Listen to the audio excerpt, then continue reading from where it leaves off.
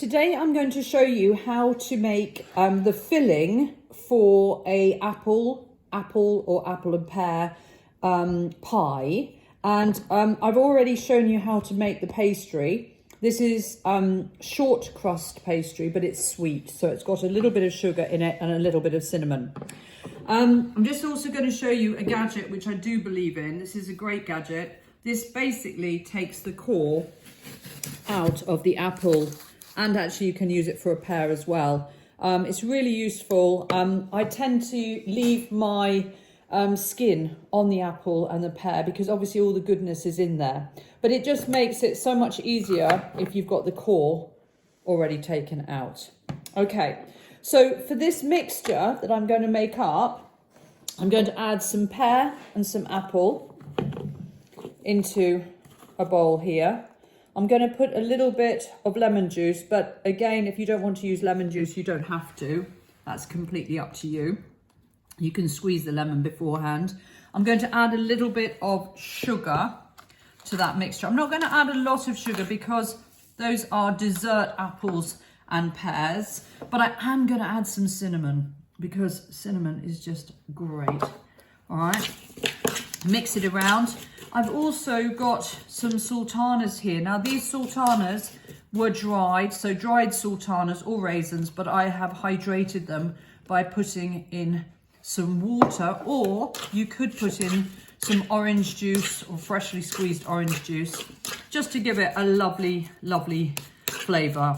Okay, so there you have it. That is for the filling. So what I'm going to do is tip that into my pie dish. Now, if the apples look a little bit dry, you could add some orange juice or apple juice. That's completely up to you what you would like to do. But that apple will cook down and it will get a lot of sort of moisture into it. So here I have my pastry. My pastry's just come out of the fridge. It's nice and chilled. And all I'm going to do is gently work that pastry.